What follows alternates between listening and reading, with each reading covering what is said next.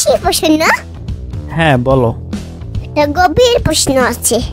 উল্টাপাল্টা কোনো প্রশ্ন করবা না, তাহলে কিন্তু উত্তর দিতে পারবো না। চুপ থাকো, যা বলছি শোনো। আচ্ছা বলো। কুকুরেরা এই ঠান্ডার মধ্যে খালি গায়ে থাকে কেন? ওদের ঠান্ডা লাগে না? অতই যখন দরদ লাগে তাইলে যাও, যা তোমারটা পরে দিয়ে আসো। আমারটা তো ওদের গায়ে সহ্য হবে। বরং তুমি একটা কাজ করো।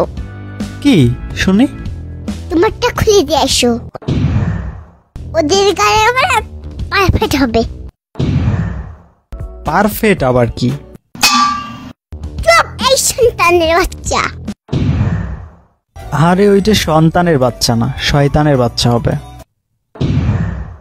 তুমি তো বুঝতে পারছো নাকি?